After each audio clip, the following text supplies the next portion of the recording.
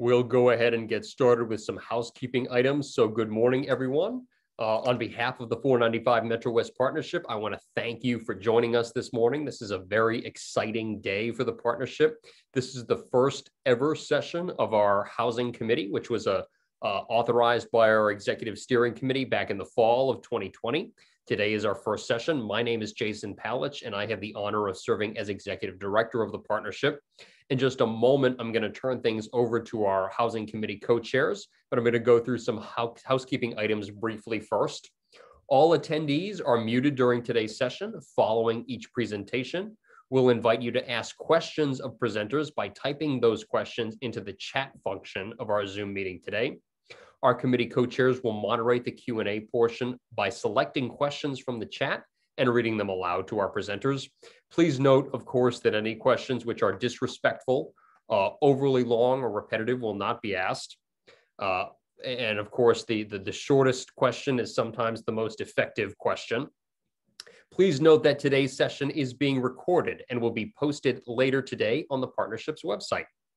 At a pre-pandemic 495 MetroWest Partnership committee meeting, we'd begin with our participants and attendees going around the room introducing themselves. In keeping with that spirit, at this time, we invite you to utilize the chat function of our session today to introduce yourself by typing in your name, title, and organization so folks can get a sense of who is with us this morning. Should you experience any technical problems during the session, our immediate guidance is to log out and then log back in and see if that addresses the situation. Should you need further assistance, the partnership's Manager of Policy and Planning, Jeremy Thompson, is available to assist you and can be reached via email at jeremy@495partnership.org. I want to thank our Housing Committee co-chairs for their work and leadership getting this group established. Each 495 MetroWest Partnership Committee is led by a public sector co-chair and a private sector co-chair. Our public sector co-chair is Sarah Raposa of the town of Medfield, and our private sector co-chair is David McKay of Myrick O'Connell. At this time, I'm going to turn the meeting over to Sarah Raposa to get things started. Good morning, everybody. As Jason noted previously, the 495 MetroWest Partnership's Housing Committee was established by the organization's Executive Steering Committee in the fall of 2020 to focus on the issues of housing in the region, addressing topics including but not limited to affordable housing, workforce housing, senior housing, transit-oriented and mixed-use development, zoning as it pertains to housing, and the impacts of housing on the region's economy and resources. And I'd like to introduce our first speaker, Amy Dain. She's a consultant in public policy research with a focus on housing and land use policy. She recently wrote a report on the state of zoning for multifamily housing in Greater Boston, which surveyed the zoning in 100 cities and towns. She has worked for a number of Massachusetts-based think tanks, and she has her master in public policy from Harvard's Kennedy School. Welcome, Amy. Thank you, Sarah, and thank you, Jason. I'm gonna share my screen.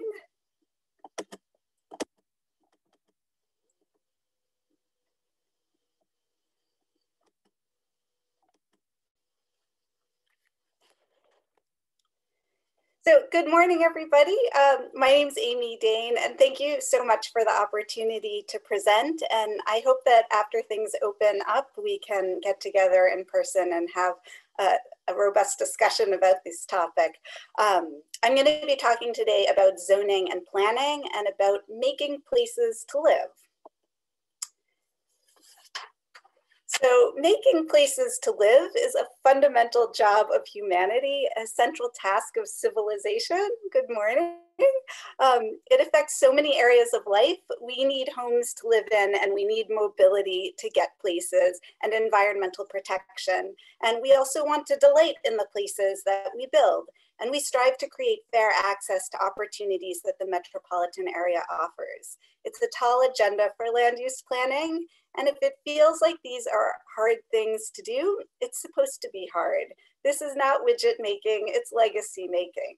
So I think that it's good for us to be in the mindset that this work of planning places and regulating building and investing in infrastructure is big and important, and it requires some innovation and adaptation. So that's all preamble to some more logistical matters, which is the presentation agenda today. I'm going to be going over my research findings from my 2019 study, but just a quick summary. And I know some of you who are watching or listening have already heard my presentation on that. So I'll just hit the main findings. I'm going to talk a bit about a paradigm for mobility-oriented development and review a zoning agenda for different parts of cities and towns, like the downtowns, commercial corridors, office parks, post-industrial properties, residential neighborhoods.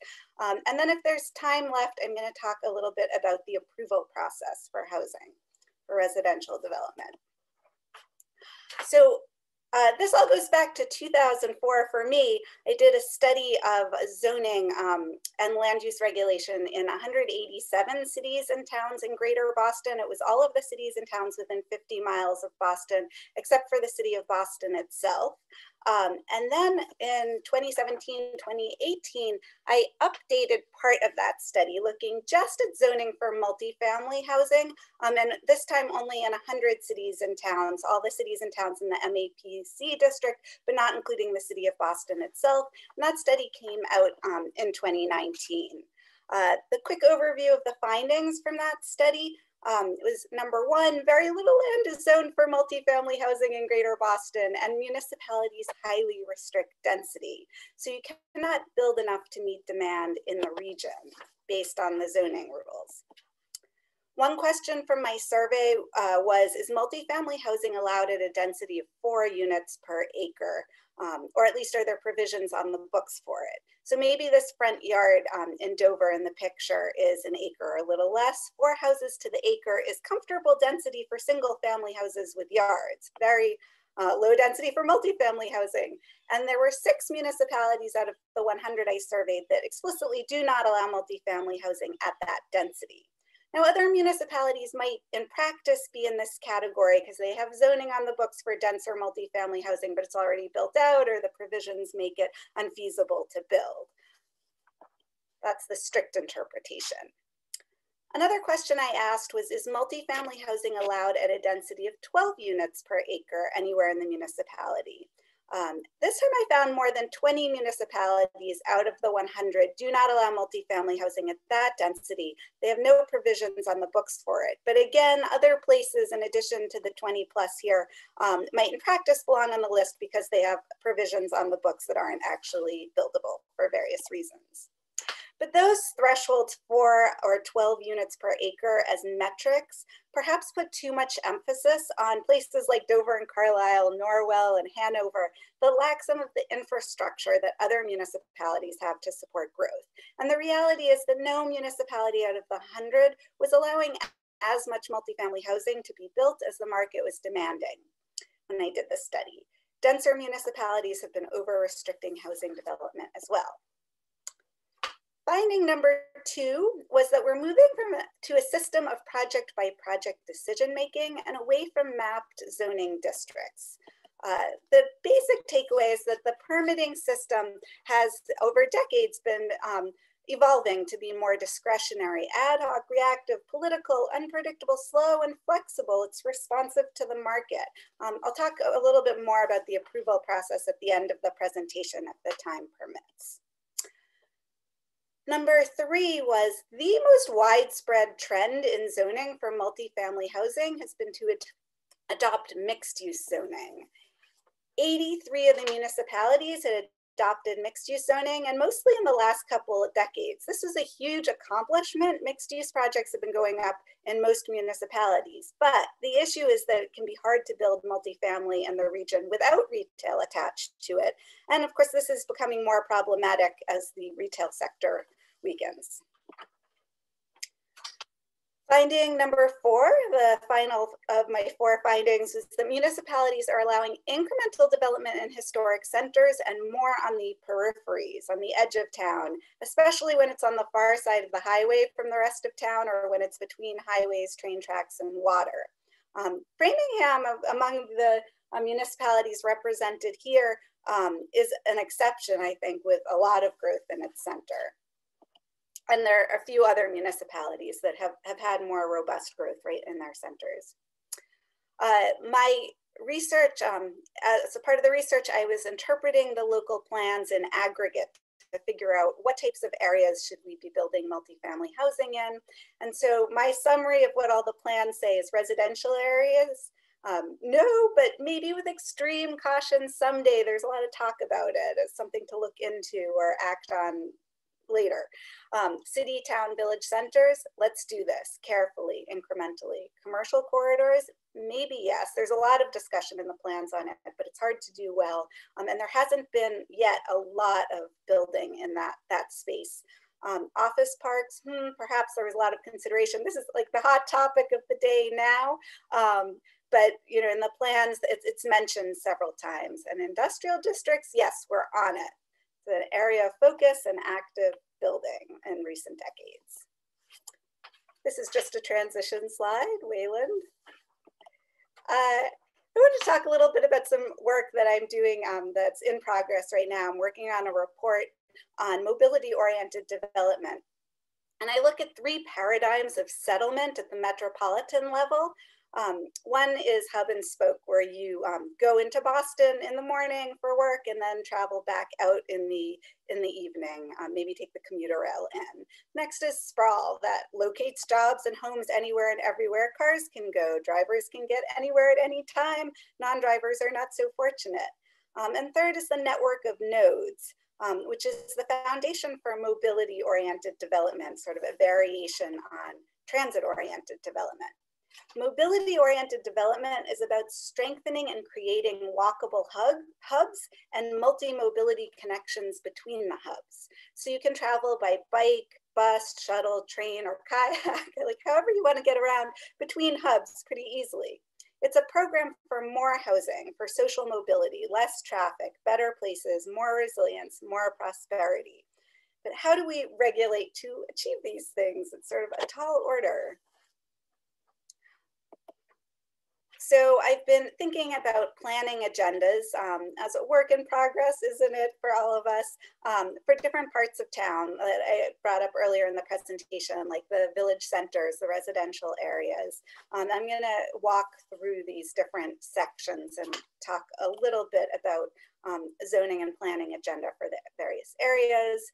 First are the town centers, the original 15-minute neighborhoods where so many things are within a 15-minute walk.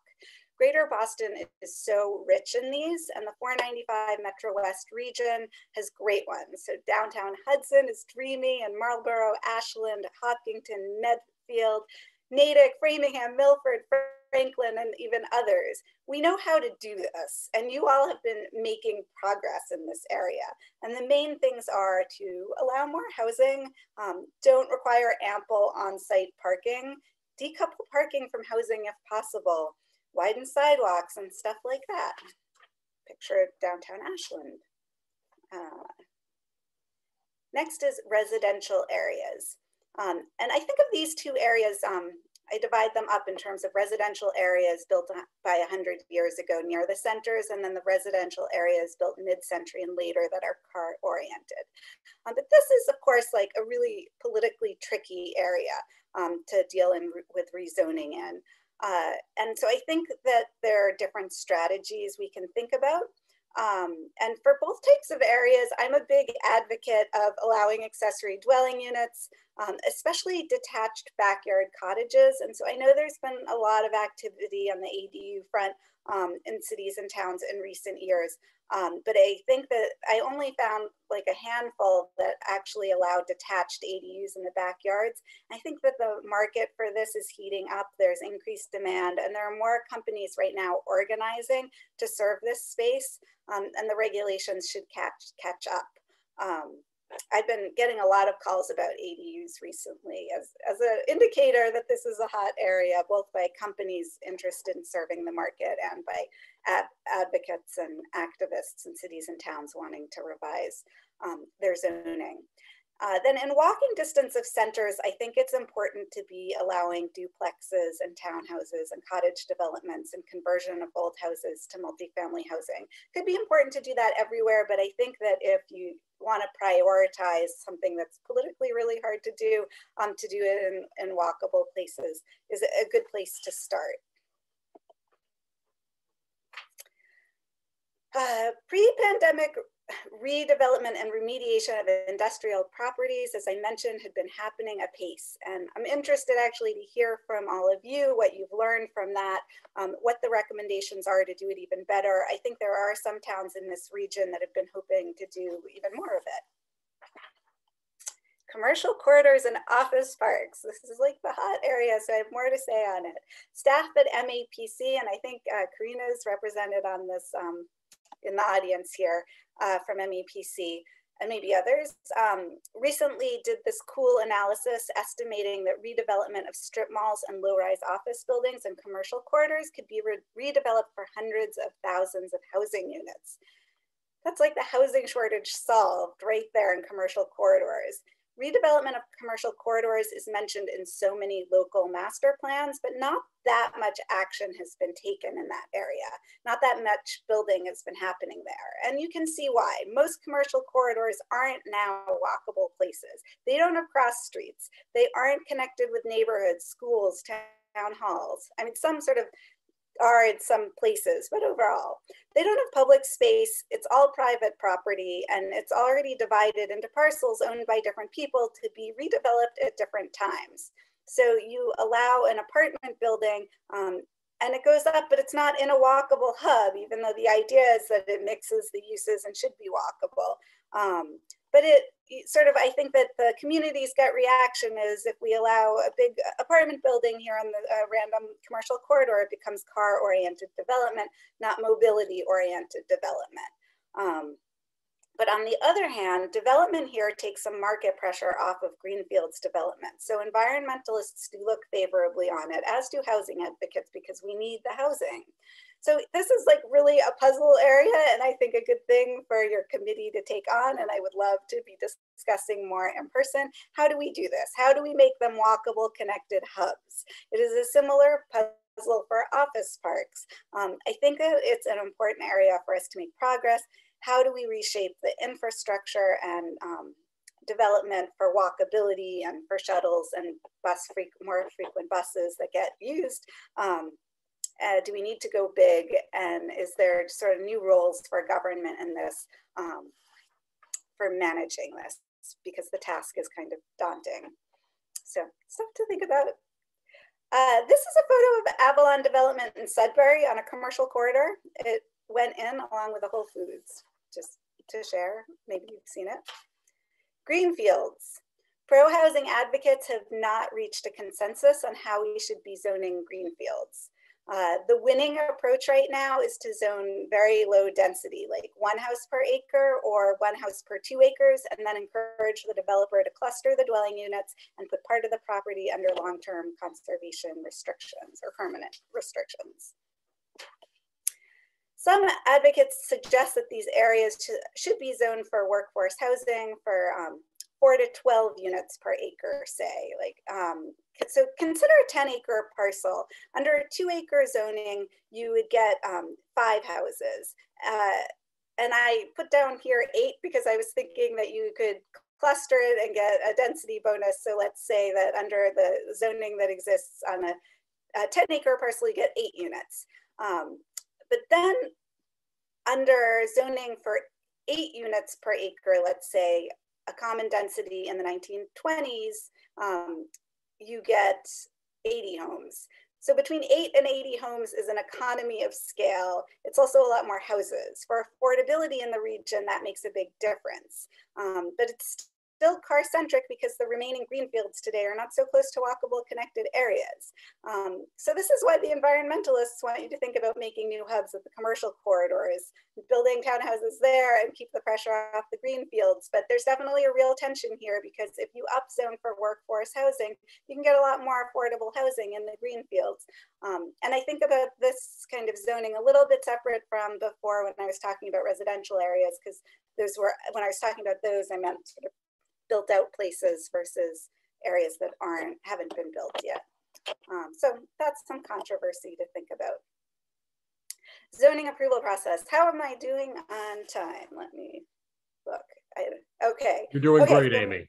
Okay, I'm gonna run through this really quickly. I've also been working recently on a paper on the zoning approval process. It goes over stuff like by right zoning, special permits, project approval by city council or town meeting, and incentive zoning. This is the question I get asked the most often. So Amy, who does zoning best? And you might ask, which municipalities have the best approval processes for multifamily housing? But what are we optimizing for the approval process? The number of permits issued, the permitting time, the value captured, the quality of projects, the design. What should the role be for negotiation? And what are the constitutional constraints? There is no guidebook, no real good how-to in designing zoning approval processes. But actually, there is one, and it's in every master plan and housing production plan, or most of them. I read this recommendation time and again. Determine where multifamily housing should be permitted by right. The guidebook is zone more multifamily by right. It's predictable and straightforward to do. But the recommendation, while being in many plans, hasn't actually led to that much rezoning for multifamily by right. I asked planners in my study how many permits had been granted for dwelling units by different permitting mechanisms from 2015 to 2017. And the vast majority of multifamily units were permitted by special permit, some more by 40B. Buy rate was a smaller percent, and some of those cases were kind of wonky, unpredictable cases anyway. And then some, I think that the gateway cities have been doing a little bit more buy rate zoning than other suburbs. But it isn't just that you need to get special permits to build apartments, and special permits are unpredictable. Now, in many places, you need to go to town meeting or city council for project approval, and that's very political and unpredictable. The hot topic for permitting these days is value capture. How do you capture value from development for the public good? Now, this is often done all wrong, of course, where the town puts all of its focus on downsizing projects and then still wants to capture value. In any case, the basic idea of incentive zoning is to offer the developer density in exchange for public benefits. It's usually done via special permits, but can also be structured with by right permits. The Supreme Court has weighed in a few times on incentive zoning, in particular in the Dolan and Nolan cases, and the basic takeaway has been that the value captured must be related to and proportional to the impacts of development. This is a hard standard to meet. Many projects have quite minimal impact compared to the impact of all existing building in the area. But Dolan and Nolan have been interpreted as applying to administrative decisions, for example, by planning boards, and not decisions by legislative bodies. So this might favor legislative approval of projects, that unpredictable process that a lot of places are putting developers through, or if you want to capture value, or at least having a system of trades formally adopted into the zoning by town meeting or city council, and not sort of this vague, you can get a special permit by going to the planning board, and then who knows what negotiation happens, it's not transparent. The truth seems to be that the legal standards are vaguely communicated, if at all. And I'm not a lawyer myself, so don't take any legal advice from me on this. But it seemed like the system is not very transparent. And so the takeaway is, I think we need a guidebook on permitting process. What are the legal parameters? What are the best practices? What kinds of projects should be allowed by right? Are there certain kinds of projects that we really think as a community of planners and managers are best to be permitted by special permit? Are there certain types of projects we think as general recommendation should go for legislative approval? What are the best ways to structure value capture? I didn't have time here to go into all the ways it's structured. I had a whole separate slide for another presentation. It's like wide variety. It's a lot of experimentation out there. So what are we learning? Which ones are best? And what about things that there's a lot of experimentation, not a lot, but some experimentation with buy rate, with site plan review. Actually, that's pretty common. And buy rate with linkage payments, which again gets into tricky legal areas and advocacy, and is very controversial. And cluster zoning by rate, which there's been some push for, and a little bit more action like further out from Boston, where there are more greenfield subdivisions going on. So that's actually the presentation. And I wanted to put in a plug to follow me on Twitter and Instagram. And in Instagram, I'm really trying with visits around the region to write up different observations about urban and suburban planning in my posts to Instagram. So I hope that you'll follow me. That's the presentation. I guess this is Q&A. I'll stop sharing. Thank you, Amy, Thanks so much. That was really impressive work. Your report was, very impressive, and I appreciate what you're doing next. When you said that a guidebook is needed, are you giving us a prelude to one of your next published reports? It was like a small project looking at it. So I'm like, it's like a bigger deal. I really feel like it's why my report that I'm writing on it is a short paper, and it's more reflecting like what's the current state of the practice, and based on, the research that I did in 2004 and then 2017, 2018. But I do feel like to start coming up with what are the best practices, I need to get more planners around the table and work through. And I know like a lot of people have strong feelings on one thing or the other. But to me, I think that some more like discussions on that and on the legal side, to vet it with some lawyers and get some consensus on what the implications are of some of those cases. It seems to me, I mean, my impression, just like from reading the regulations and seeing it, how it happens, is a little like don't ask, don't tell. And maybe like the developers say, well, we'll improve the intersection, we'll like do a playground or fix up your fire station. And then the town says, well, okay. And we give the permit, and the developer is happy that they got the permit, and they're not going to like appeal that as being unfair. But then other times it's all like embedded, the trades are more embedded in the regulations. And, but I think that, I would think that like the place for a guidebook would be in some of the master plans that the cities and towns are getting. And that there were a few that mentioned incentive zoning, but like the vast majority just said like zone by right. And maybe after we do a whole like if there were a process of getting planners together, maybe the consensus would be it all should be by right. But I don't know, that's like not the current practice. So I'd like to see where that goes. Yeah, there's so many personalities of communities that are represented in our region. I wanted to see if anybody in the audience had questions for Amy. Feel free to jot them in the chat. And Sarah, if I might, I'd like to actually throw in a question for our presenter. Great. Executive Director's prerogative. So Amy, I'm curious to get your thoughts. One of the things you touched on during your presentation is office parks and retail. I know a lot of our municipalities on the call this morning and in general are looking, and some of them certainly may be looking at former retail properties that are now sitting unused and what's going to become of them in the future. But I also think that some of our municipalities may be looking at retail and commercial properties that are occupied right now, but don't have a strong outlook for 5 years, 10 years down the road. What thoughts do you have for municipalities that maybe are looking at parcels that aren't ready to be redeveloped right now, but they need to perhaps think that its next life might be a different type of usage?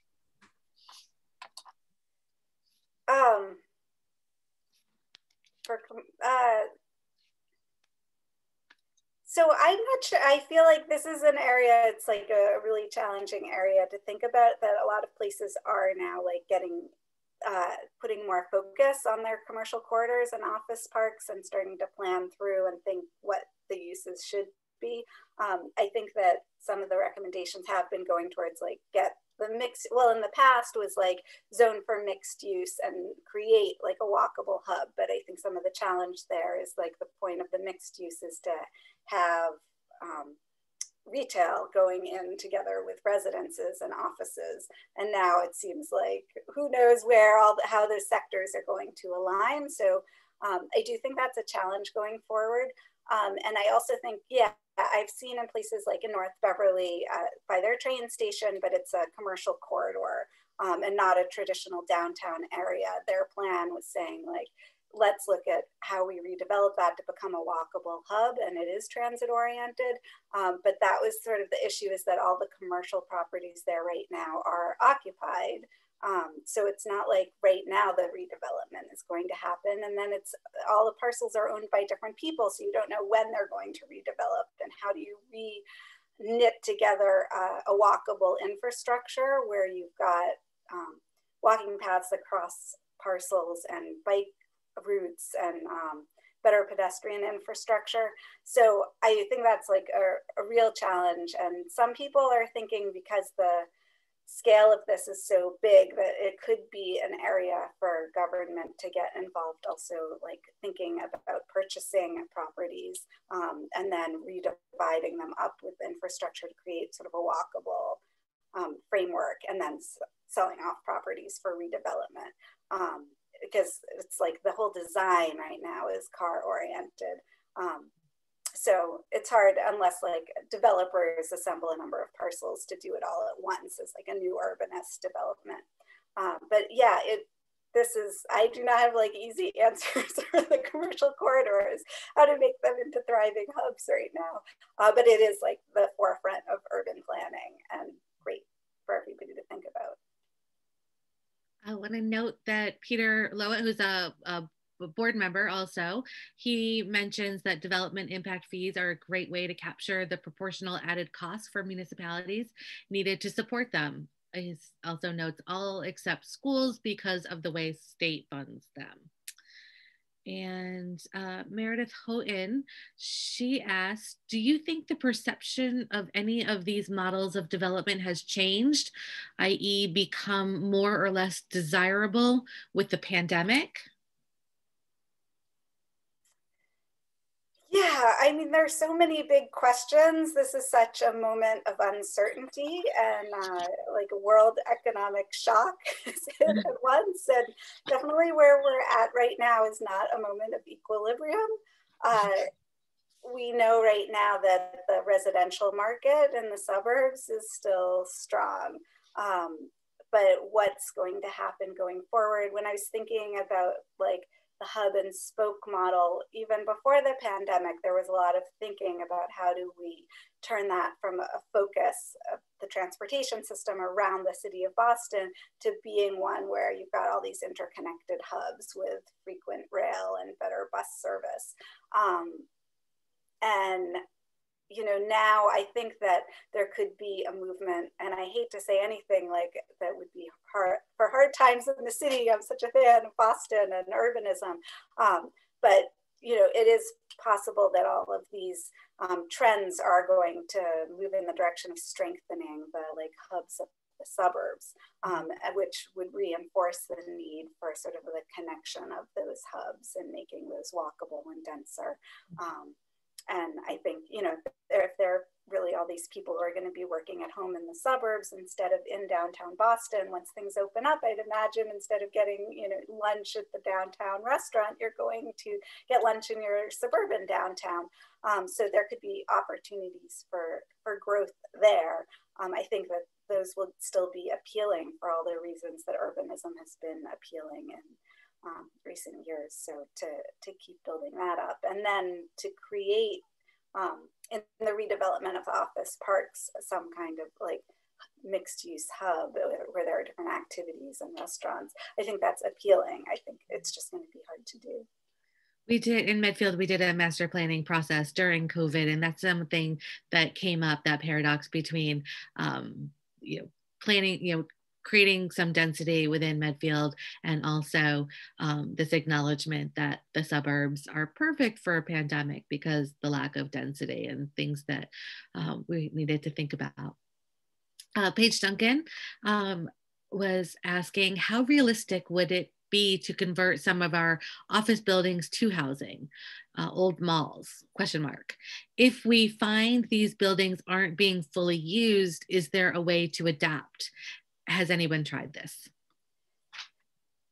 So it's almost an architectural question, and it's not my area of like expertise. I've been reading the news reports that I think many people here have read, that there are some challenges with converting offices to housing, but of course, like, you want to save the buildings instead of tearing them down, and if that's possible to do it. And the region's done tons of conversions of different types of buildings to housing.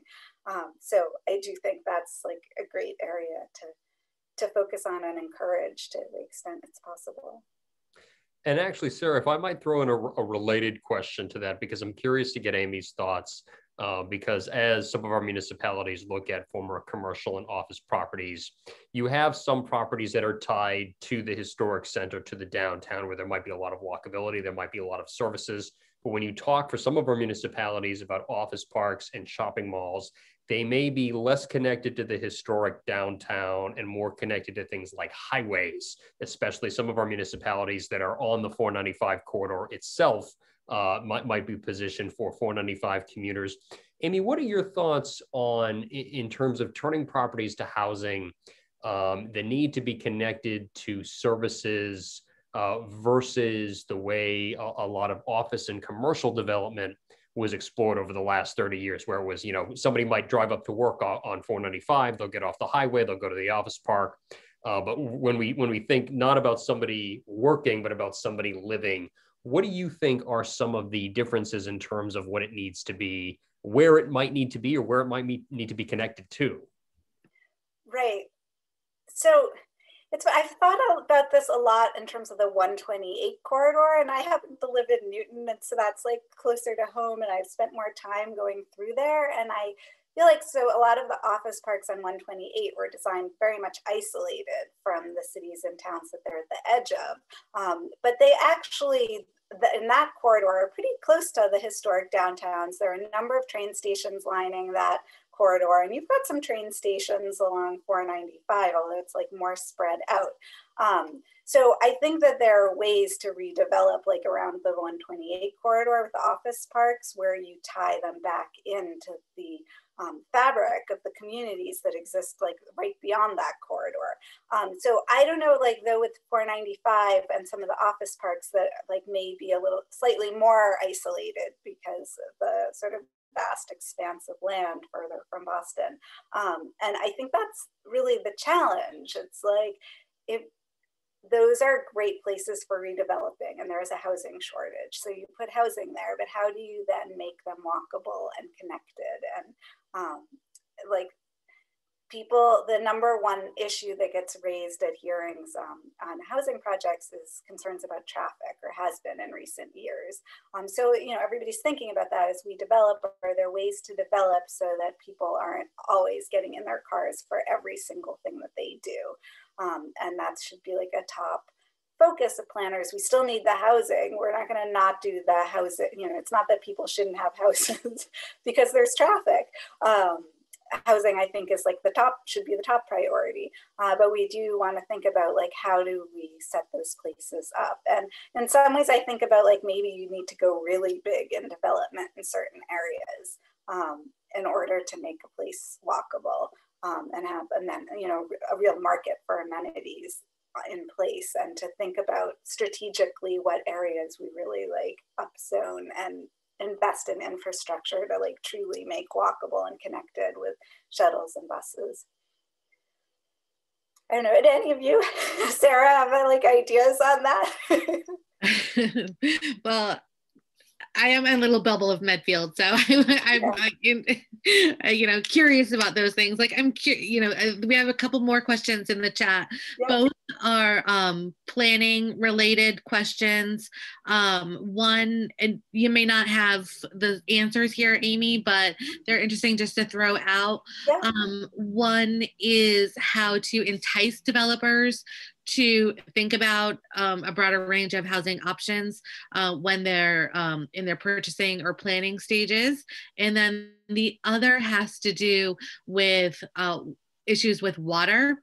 So water withdrawal limits, where existing residents know that they have water bans where they can't water their lawns. So how do we have enough water to accommodate new development? I think those are kind of specific and may not necessarily related to the notion of multifamily zoning in general. But I thought I'd throw those out there, see if you had any reactions. Yeah, on water, I think like at least where my focus has been on multifamily zoning, that there are less yards, less space devoted to yards for watering. So it's more like efficient use of water per dwelling unit, perhaps. But I know that these are hard challenges, and around like septic systems and sewers come up to, I think, further from Boston, where you have less coverage of the sewer systems. It's a common challenge. And what was the other one? How to entice developers to think about including a broader array of housing options within their planning when they're thinking about buying properties. The specific example from Franny had to do with an assisted living development with 2 restaurants planned. And she says that she'd love to entice them to include special needs housing coupled with the restaurants. I think something that's a little broader than what the developers originally are intending to do. Right.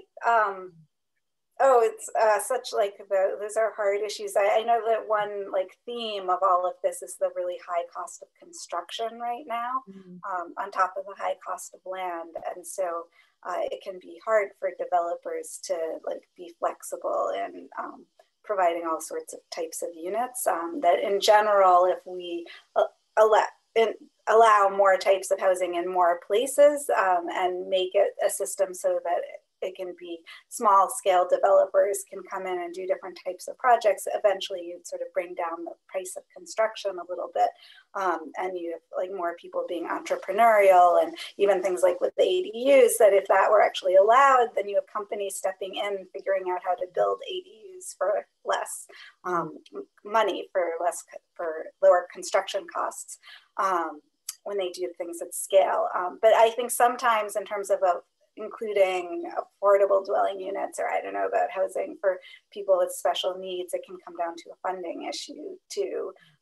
If there's state funding that can help subsidize those units in addition to sort of cross subsidies, if that's an issue. So those things get complicated and worked out project by project. I guess with incentive zone, getting back to incentive zoning, is that's like another tool, is to offer density in exchange for different things that you would like to see in projects. And that's where ideally, I guess so, like one of the themes that I've come across in the research is like that cities and towns aren't necessarily designating growth districts, and they were responding to projects as they come up. And of course the market's dynamic and you don't always know what area is going to come up for growth. But to the extent that you can pick a corridor where there's going to be growth, like in Watertown, they know like the Arsenal Street corridor is a growth corridor, then you can plan ahead and ask your community, like, what are your priorities there? If we're going to leverage some value by upzoning, how do you want to direct that value? Does it go to affordable dwelling units? Is there a need for like special needs housing, and we want to like direct value we capture by really growing to like deal with that issue? Or do we want like more restaurants in our town, more retail space that's not going to pay for itself, but we're leveraging the development up above to like make sure there's first floor retail because that's like really important to us. Or do we want to be leveraging that value for the local infrastructure? And I think that the way things happen is, as I was saying in the presentation, is there's like this push to down zone, like to shrink projects, and then you want to like squeeze all this value out, and the numbers don't work. And so I think that that kind of planning ahead and then put it into your regulations that these are the kinds of things we're looking for. So developer comes and says like, oh, I see that you're interested in special needs housing. And we will include that in this project, but we want to build higher. So then you can structure that into your zoning. That's but great. You sort of have to plan ahead. Yeah, no, that's great advice. So we have time for just a couple more. I'm just going to note that Edward mentions that creating higher density housing can have a significant impact on schools and resulting increases in taxes. This might actually be something that Chris can speak to because his question is about how can communities pressure the state to provide additional local aid based on the creation of higher density housing projects. But then I will nod to Joe Layden. What about a best practices book? He's been in 4 towns and keeps having to answer the same question from the public on traffic, school, infrastructure impacts. It would be great to have a case study manual that looks at various multifamily developments in different settings, rural, semi-rural, transit, and town center. Most examples are from dense areas that do not serve as effective models. I think that's actually a really great idea. I've looked to Joe and his work at the Grafton State Hospital for my work at Medfield State Hospital. And those are the types of communities that we're trying to plug multifamily into. And we have that perception that, well, we moved to the suburbs to get away from all that. Why are you peppering us with multifamily development? So I think that's a great suggestion. What do you think about that, Amy? Yeah, definitely. I think case studies in different settings is great. And I feel like right now, I mean, you're all in like the hot area, the 495 MetroWest areas, like where there's, a lot of market pressure right now and some really big like opportunities for redevelopment. So I think to do some case studies that are focused on that kind of area would be really useful to a lot of people. And there's like so much like not nationwide discussion right now about like suburban retrofits and dealing with shopping mall redevelopments and office parks and how to make neighborhoods that were built in the 1950s and 60s and 70s walkable and connect cul-de-sacs and put in bike infrastructure. So these are huge issues nationally, and I think that case studies here would be like of interest broadly. Yeah. Great. Well, thank you so much, Amy. I think we should move on to our next session, our next presenter. So thank you so much. Thank you. David? Helps if I unmute myself. I was trying to be a good, good citizen there. Well, good morning, everybody. It's great to see you all. I'm Dave McKay. I am a environmental and real estate litigator at Myrick O'Connell. And I have the pleasure of introducing our next speaker today, who is Chris Kluchman. Chris is the Deputy Director of the Community Services Division of the Massachusetts Department of Housing and Community Development. Chris oversees and coordinates programs in the Community Services Division, including land use, economic development, and technical assistance functions at the DHCD. She manages several programs, including the Housing Choice Initiative, grants for rural communities, and in support of local planning. Prior to her work at the Commonwealth, she worked for the town of Westford for 7 years as Director of Land Use Management and Town Planner. And in 2016, Chris was recognized for her outstanding contributions to the field of planning as a fellow in the American Institute of Certified Planners. In addition to her work in Westford, and at the DHCD, some of you folks may recognize Chris from her time as a board member at the 495 MetroWest Partnership. So we certainly welcome her back. And I'll last note that Chris lives with her family in Acton. So welcome, Chris. Look forward to your presentation, and thank you very much for joining us. Thank you so much, David. Yes, I'm now live in the 495 MetroWest area. So it's great to be here. And it's really nice to do this presentation for you. For those of you who may have seen this presentation, it is my goal to educate as many people as I can about this new legislation. And so some of this may be a repeat, but the slides are dense, and it probably bears hearing a couple times. Jason, let's go to the next slide. I also think that this is going to be available to you on a PDF format from the partnership, so you don't have to scribble notes down too much. So the housing choice legislation is actually part of the whole housing choice initiative, the Baker-Polito administration's drive to try and promote more housing development.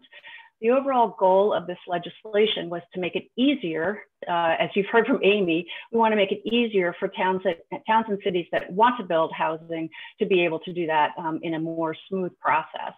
And so the basic thrust of the legislation was to change that supermajority voting threshold for zoning amendments in Massachusetts. That's a law that has been on the books for 100 years, and to drop that for pro-housing zoning amendments down to a simple majority. That's 50% plus one. This is also part of the entire housing choice initiative, and kind of towards the question that somebody asked about the state providing incentives for communities that develop housing. That's the program that I've run for the last 3 years, which is which has a designation process that designates communities that are building housing and achieving best practices in zoning to promote housing and affordable housing. That designation bears with it a chance to compete for an exclusive grant program. So that is exactly what the Housing Choice Initiative is about. It is an incentive-based program to encourage and reward communities who are building housing. So I'm going to go over some of the details of the legislation. Next, please, Jason. So you heard from Amy about the need for as of right or by right development. And so the qualifying amendments that would qualify for that simple majority vote at town meeting or at a city council or a town council includes multifamily or mixed use in an eligible location. Eligible locations are things like town centers, areas of concentrated development, near transit stations, et cetera. If you have a zoning amendment to provide accessory dwelling units by right, that would qualify for simple majority. Open space and residential development by right would also qualify. That is very typical that OSRD projects or subdivisions are done by special permit.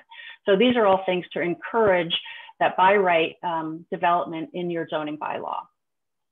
However, we do recognize that special permit is also a way that this gets done. And so special permit zoning amendments are also allowed for mixed use and multifamily. Again, the eligible location is kind of that reference to smart growth, not necessarily that edge housing that you're hearing about from Amy. So these are places that are connected. And I love when I can add a new acronym to my, my vocabulary. And now we have mobility-oriented development, or MOD. We have transit-oriented development and mobility-oriented development. And I think that would be a good description of eligible location. Accessory dwelling units that are detached, those backyard cottages that Amy talked about, by special permit, if you're trying to promote a zoning amendment, that would qualify for simple majority. If you're increasing, if your zoning amendment says that through a special permit process, you're allowed to increase density, that amendment would qualify for simple majority. And if you're reducing parking for residential uses or a mixed use development, that would qualify for simple majority. Next, Jason. So other qualifying zoning amendments for that simple majority, including adding additional units through adding height, reducing setbacks, increasing the floor area ratio, reducing parking, et cetera. If you want to adopt a 40R smart growth district or a starter home overlay district, those also qualify for simple majority. Natural resource protection zoning and transfer development rights, those amendments also qualify. Thank you, Jason. There is one part of the legislation where the board vote, the Special Permit Granting Authority board vote is reduced. So as the planners and elected officials on this call know, the SPGA currently, prior to this legislation, requires a supermajority of the board. And so there are a couple instances that allow for simple majority of the special permit board. So such as when you have a project in front of you that seeks to reduce parking spaces, that would be a simple majority board vote. Oh, could we go back up, Jason? Or when you have a multifamily, you have multifamily zoning in place, and you have qualifying transit stations or areas of concentrated development, and you have multifamily or mixed use proposal that comes in with at least 10% of affordable housing, that project could be approved by simple majority. Okay, Jason, next. So I just kind of do an example to just talk about how this works, like on the ground. So let's say that you have a town that has multifamily zoning around in its town center district, which is surrounds a commuter rail station. And they have a planning board, which is a special permit board, and it's 5 members. So if a developer comes in with a project to develop 100 units and has 12 of those units as affordable, and it's within the walkshed of the commuter rail station. So instead of needing 4 out of 5 votes from the planning board, you'd only need 3 out of 5 votes. And having been a planner in Massachusetts, I really understand that I have great hopes for this, for these kind of smart growth projects with affordability built in, because one of the problems, it's not just getting convincing for board members. You have to deal with issues of quorum and who attended the meetings, and that can really delay the process of a special permit. Just the logistics of getting 4 out of 5 members who have seen the entire project and are eligible to vote on it. So I'm hoping that this will really help speed up special permit reviews. Next.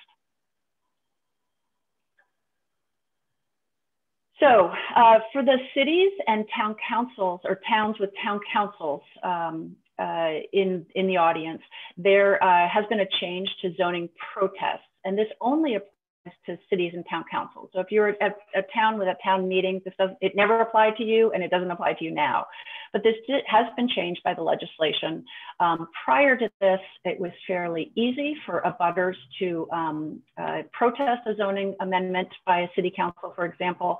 And if there was a protest raised by 20% of the affected landowners, the board would have to reaffirm that zoning with a 3/4, I call it a super majority. So the law has changed, and this does apply to all zoning amendments in cities in terms of the protests for city councils and town councils, requires now 50% of the affected land or abutters to raise the protest, and it drops that affirmation vote by the city council to 2/3. So it makes it harder to initiate a protest and easier to affirm the zoning that has been approved. Again, only for a city or a town council. Next. So, and again, I'm sure there will be many questions. One of the things that the law does not do is it doesn't say, well, who makes a determination about, what the new threshold is. So we're introducing now 2 different kinds of voting thresholds for zoning amendments. And so the DHCD and the Executive Office of Housing and Economic Development have issued guidance. I'm going to give you a link to a site where you can get more information about that. But we have some recommendations around how to make the threshold as clear as possible. When a person proposes, if let's say there's a developer proposal or a petition article, the people who are petitioning should make it very clear whether or not the proposed amendment qualifies for a simple majority vote and why. Sometimes that's the planning board, so that if that's the planning board initiating an amendment, we recommend that they make that clear. And then during the planning board's required public hearings, after consulting with municipal legal counsel, we recommend that the planning board's report, which is required for all zoning amendments in cities and towns, that their report include their determination about the voting threshold, so that it's clear when the legislative body, whether it's a city council or a town meeting, they understand what the vote is at the time, and so everybody can, leave that meeting understanding what voting threshold was the correct one, and that they vote appropriately. For towns, the Attorney General's Office, Municipal Law Office, does review all zoning amendments. And if they find inconsistency, they can disapprove your bylaw. And we are going to be waiting for some, after Springtown meeting session, the Attorney General's Municipal Law Unit will be making some decisions, and we'll get a little bit more clarity about disqualification. Next slide. So there's a new section of the law, which we generally are referring to as the MBTA community section, and this was added by the legislature into the act. And it does require that the 176 MBTA communities must have at least one multifamily zoning district permitting at least 15 units an acre. If there is a qualifying transit station, it must be within half a mile from that. And there are some other provisions that should not be age restricted. For example, a senior housing overlay would not qualify if it restricts ages. And it also has to be suitable for families with children. We are actively working on guidance related to this. There is a penalty in this section that says if you don't comply with this provision, that you are not eligible to apply for MassWorks or Housing Choice grants. We pretty immediately issued preliminary guidance on this that clarified that for this year's grant rounds, that everybody is in compliance. We don't have the guidance developed yet, and so you can't come into compliance with it. And so we're really clear that for this year, everybody is in compliance. Jason, next slide, please. So I'm sure many of you are anxious to hear about this guidance and when you're going to have an opportunity to comment on it. I believe that shortly we're going to have a schedule of that. It is going to be a deliberate process with stakeholder engagement, opportunities for the public to comment, posting. It is not a regulation that we are developing. Regulations have very specific rules about how they are drawn up. It is per the legislation, it is guidelines that we are required to develop, but we are going to make that guideline process for the MBTA communities a deliberate and open process, working with stakeholders, working groups, the public, the planning community, to get feedback on draft guidelines, and it will be a multiple month process. So what I can tell you is that, Springtown meeting, this is not the guidance. I'm not expecting that the guidance will be issued for the Springtown meetings, but it will be available in the summer. So Jason, if you could go to the next slide. I talked about some links. We have issued guidance on the threshold of vote. We have also issued frequently asked questions, which has the legal effect of guidance as well. It's a little bit more digestible to kind of see questions and get answers. The preliminary guidance on the MBTA communities can all be found at mass.gov/housing-choice.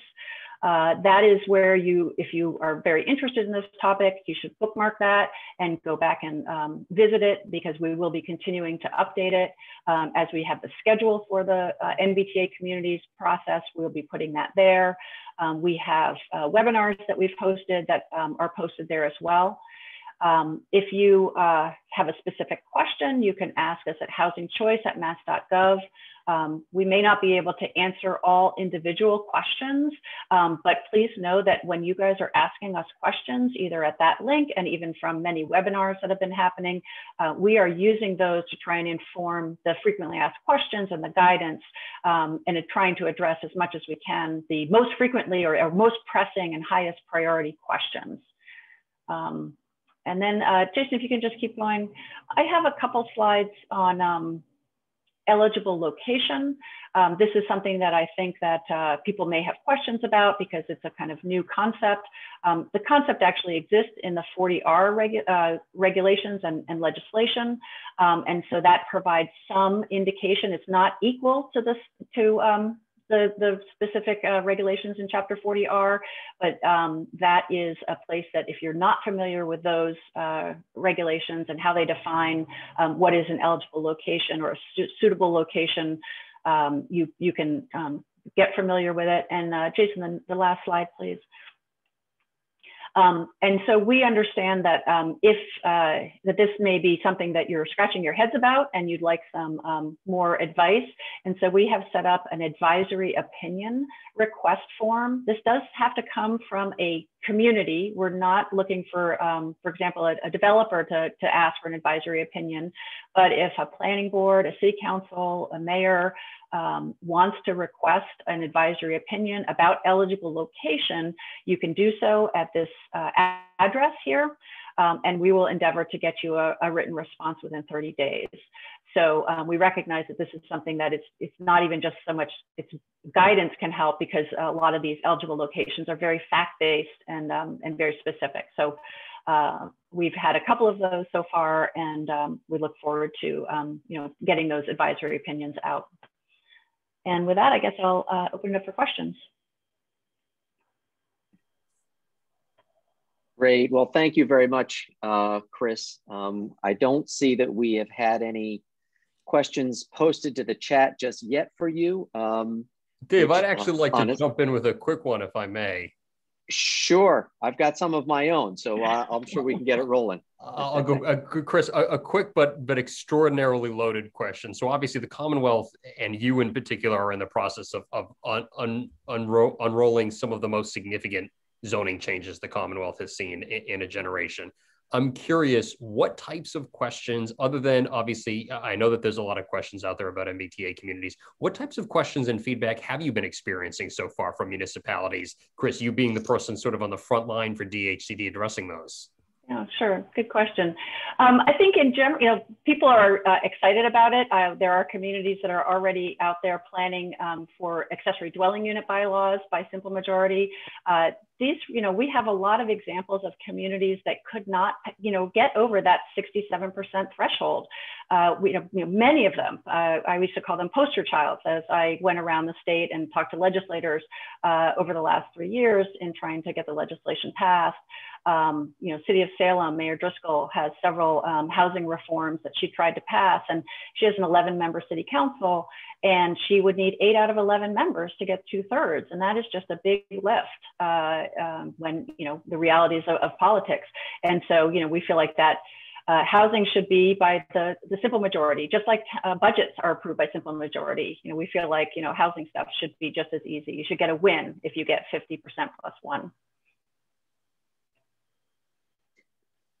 Chris, one question, we'll start rolling on some of the questions that have been posted to the chat, but one question that I'm sure a lot of communities have is recognizing that there's a carrot and a stick to part of the new law, and further recognizing that DHCD is working on the guidance and so forth, and it's unclear exactly when that'll be forthcoming. What do you think communities ought to be doing right now to try and prepare for that? That's a really good question, Dave. I do think, and I should say that I think that the time frame for compliance is, the types of guidelines that we're working on, I think you can expect them to be reasonable. At the state, we understand that town meetings just don't happen like that, that there's a process that needs to happen. There's a community conversation that needs to happen. Some of the communities just have not even thought about multifamily zoning at that scale. So right now there are some planning grants that are going to be available. The Economic Development Bond Bill included a new community planning program, which coincidentally I happen to manage. And so we may be prioritizing housing related planning, but it is a planning grant that's available to for a variety of planning. And I think there may be some other funding sources that will provide for technical assistance related to this re-upzoning in the MBTA communities in particular. So stay tuned for more information about grants or technical assistance opportunities. But so start to have those conversations, whether you get a grant or not. You can still, start to have those conversations in your communities. If you have a housing production plan, open up that housing production plan and look at the strategies that you had put forward when you did that planning. They probably called, as Amy said in her presentation, they probably called for multifamily by right somewhere. and open up that plan and see what it said about the affordability gap that you may have, and see what it said about the strategies that you had. Maybe it's accessory dwelling unit, but again, start the conversation now, and try and educate your public about the expectation that if you have public transit, or if you're near public transit, that there's an expectation that you're going to provide housing. Great, thank you. Edward Bain had a question. Creating higher density can have a significant impact on schools and resulting increase in taxes. How can communities pressure the state to provide additional local aid based on the creation of higher density housing projects? Well, I don't know that I have advice for you about how you can pressure the state. Obviously you can talk to your legislators and talk about provisions that you think might assist you in that way. I talked about the Housing Choice Program, which is an incentive-based program that rewards communities with capital money that kind of anticipates if you're adding housing that you may have increased capital needs, and we want to reward you for that. And so over the last 4 years, I've funded, the last 3 years, I've funded $15 million in capital improvements that are helping communities improve their sewer, improve their water, do a whole variety of different things that support additional housing. I think that there can be sometimes, and it does vary by community, but sometimes the fear of increased school costs may or may not apply to your community. There is a website that Massachusetts Housing Partnership has, which is called Datatown. If you're not familiar with Datatown, I recommend it to you. It has snapshot data for every community in the Commonwealth, including your population increase or decrease, and your school enrollment. And many, many communities have declining school enrollment now. The fact of, it's just a demographic fact. The baby boomers, the millennials were the echo of the baby boomers. The millennials are having fewer children. And there is just going to be, in general, not necessarily in every community, but there will be a decline in school age population. One of the things that you hear in the secondary education, problems that colleges and universities are having, there are fewer kids that are going to that are available to go into those institutions. And so they're kind of one of the first ones that are struggling, because they really depend on, having a steady stream of folks. So make sure that you're educated about exactly what your school enrollment is. When I was a community development director in Westford, we had 4 40Bs come in at one time, and I talked to the school board, and when I talked to them, they recognized that if it weren't for new growth, they would be closing elementary schools and consolidating elementary schools. And so they actually were relatively supportive of new development, because they could see that their enrollment projections were pretty clear that they were going to be consolidating or closing schools. So just make sure you have the facts about school enrollment. Charles Russo asked, will communities with existing 40R zones that meet Section 3A requirements be eligible for future grant opportunities? So again, I'm going to have to say, please wait for the guidance to come out. That is a common question, which is, does an existing 40R district within a half mile of a station qualify? Please wait for the guidance to come out, because 40R districts aren't actually all exactly the same. And so one of the things that we will be coming out with will be a path for communities who think they are already in compliance to apply, to kind of seek compliance right away if they feel like they don't need to do anything. So that's definitely something that I would anticipate being clarified in the guidance. Great, thank you. I think you've heard this question before. When do you expect the guidance will be issued? Will they come out in draft for comment, or just come out? I think I tried to say during the presentation that we're going to have a robust stakeholder process, and that we'll be engaging the planning community, the stakeholders like Mass Municipal Association, the regional planning agencies, especially within the MBTA communities area. And I do anticipate that we're going to have draft guidelines that will be available for comment. In fact, we'll probably have a series of kind of draft items, issues and guidelines available for comment and feedback before final guidelines are posted. I'm sorry, I just don't have, and please stay tuned, because in the very near future, the schedule for the guidelines may be published. Thanks, Chris. You can certainly understand folks are chomping at the bit, right? Another great question from Paige Duncan, which was referenced earlier. DEP is threatening to cut our authorized withdrawals, and yet we are looking at significant housing being built up now at the stadium, I think referring to Foxborough, and other housing projects. Our residents are completely rebelling against our draft housing production plan because it suggests more housing while they feel there already isn't enough water to serve housing here now. Seems to be a disconnect between state agencies, DEP saying cut water usage, and DHCD build more housing. Can you comment on that?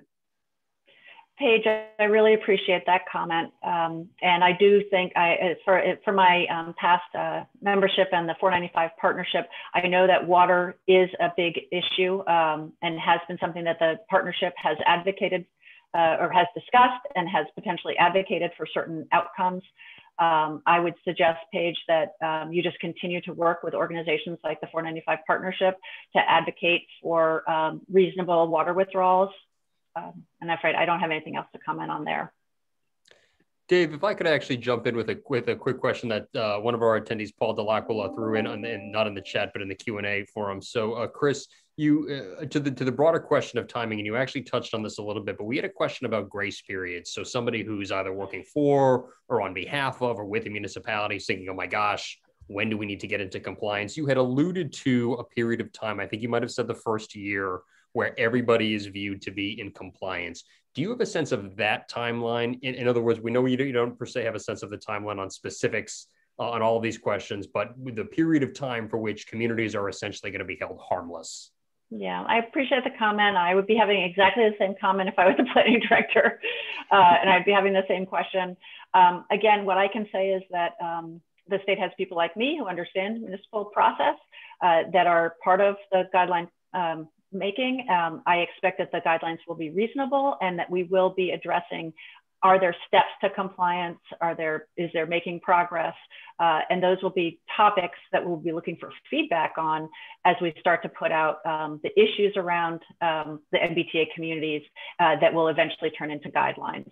So again, what I can say now without any more specifics is that I do think that there will be some reasonable provisions, and there is an understanding that it does take time and that there are certain steps that need to happen as you move forward, especially again in a town meeting situation, that you can't guarantee a town meeting result. You know, you can try, but you can't guarantee it. So I appreciate the comment, and I just will have to continue to say, please continue to follow the issues and then the actual guidance as it unfolds over the next couple of months.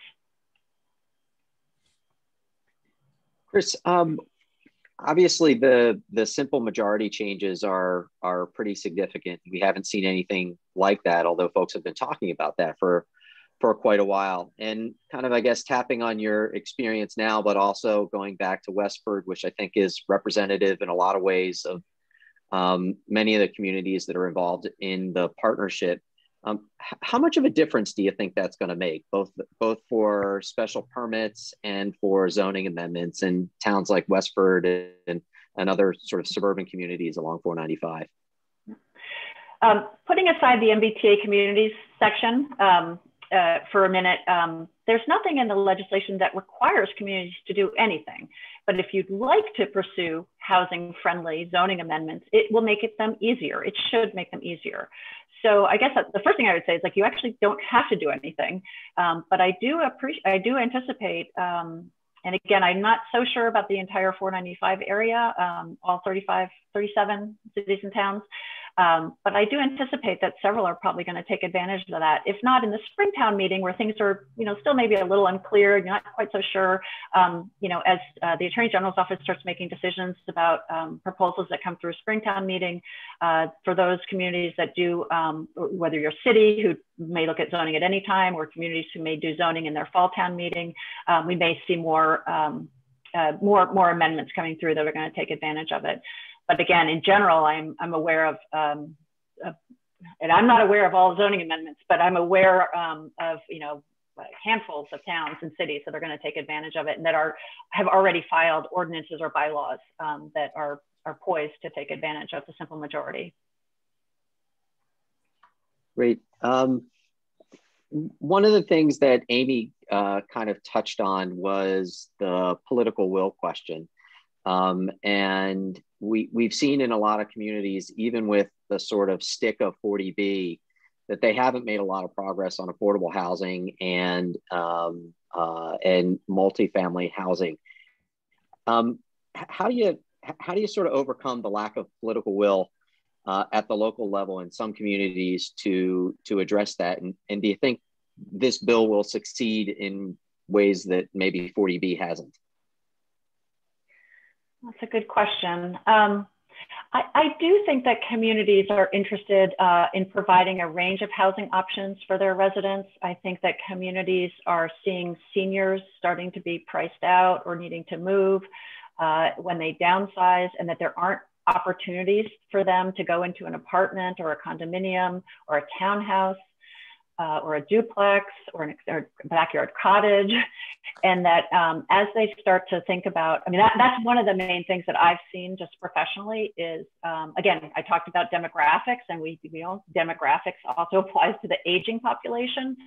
There are, the baby boom is in retirement age, and people who want to, have roots in their communities, and if there is no place for them to, if they have had a single family house and their kids are out of college. This is what happened to me. Kids are out of college and had a big house and looked to downsize. And the community that I lived in prior, there weren't affordable options for me, and there weren't many multifamily or smaller housing options. So I happened to leave the community that I lived in for 16 years. And I think that political will, I mean, people hear about that. They hear from the councils on aging. They hear from those council on aging directors about, and I would say that Amy does a good job at tying transportation and land use together, because you may have a townhouse development that might have been developed a while ago, but if there aren't good transportation options and it's not near shopping and not near doctors, places where you can go to get medical care or other things or other services, that might be problematic, because again, the aging population likes the kind of things that young people like. They like to be within walking distance. They like to be near services. They don't want to drive far. I should start saying we, because we, as an older person, we don't like to drive far. And so, it was funny, Amy, you had that slide that said 8 and 80. And so there's a tagline that the AARP uses, which is from 8 to 80. So you want to have a community where children who are 8 who do not drive can walk and bike safely. And you want to have a community where 80-year-olds can walk safely to their destinations. And so that's kind of a tagline that I've seen. You want a community that accommodates housing for people from 8 to 80. Well, thank you very much, Chris, and Amy as well. Excellent presentations and some great information. Chris, in particular, we're going to stay tuned to what you have coming. I know that'll be of interest to a lot of folks. So at this point, I'm going to turn it back over to Jason. Excellent. We did have one final question thrown not into the chat, but in the Q&A that I'll give to Chris. And it might not be something that you can address head on, but just perhaps to bring up more as a comment, perhaps than a question. But on the developer end, connection fees, especially for water, being brought up as sometimes being perhaps at the point, the questioner gave $15,000 as an example for a water connection fee, sometimes being at the point where developers just might see it as too much of an obstacle. Are there tools in the toolbox for the state or for DHCD to address that? Or is that primarily going to be a utility-based or a local-based decision? It's generally a local-based decision. Those fees need to be constitutional. They need to pass legal muster. They have to meet the proportional nexus. And I appreciate that sometimes a developer who wants a permit doesn't necessarily want to challenge that. I would actually say this might be a question more for Amy, as in her studies of what are the regulations that make zoning more difficult. That kind of thing is also more difficult. But it is a balance for a community who has to have a balanced budget, and the water system has to be improved. There are many, many new requirements on water systems, not just the withdrawals, but there's just water safety and water quality issues that are increasing. So I appreciate that connection fees are important for for the system. Are they fair? Are they deterring new growth? Is, I think, more of a policy question. But I don't have any answers from the state perspective. Well, thank you. And to close us out, one thing that I know that both of our presenters, Amy Dain and Chris Kluchman, have in common this morning, and I want to pause, and on behalf of the Housing Committee and the 495 MetroWest Partnership, I want to thank Amy and Chris for presenting to us today. One thing that I know that both Amy and Chris have in common is that they're very interested in feedback, whether it be further comment or question. I was actually chuckling to myself. Both of them separately asked if we could save the chat for their later reference and use, which we are, of course, doing. If you have questions or comments which you'd like to direct to either our presenters, you're welcome to send them to me at jason@495partnership.org, and I will pass them on to our presenters today. I think we've commissioned Chris to do a lot of individual regulatory development, and I think we commissioned Amy to write a new textbook. So there's certainly a lot of feedback and questions that I know that both of them are continuing to explore in the work that they do. So we thank them for their participation today. And again, I know that both of them are interested in your continued feedback and questions as their work continues. So again, if you want to send anything that's a follow-up to me at jason@495partnership.org, be happy to pass it on to our presenters. I want to thank Sarah Raposa and Dave McKay for being our co-chairs and for leading us through this morning. And I'll close out by saying this was the first ever session of the Housing Committee of the 495 MetroWest Partnership. Housing is an issue that our organization decided was important to address because it's something that is becoming a concern, not just for residents looking for housing, but for municipalities looking to address the challenge of housing, for employers considering whether or not to stay or to locate in the region. It is something that is emerging as a threat to our otherwise very comparatively prosperous and successful region. And so it's something we're going to continue to focus on. Today's conversation was very much a table setting conversation.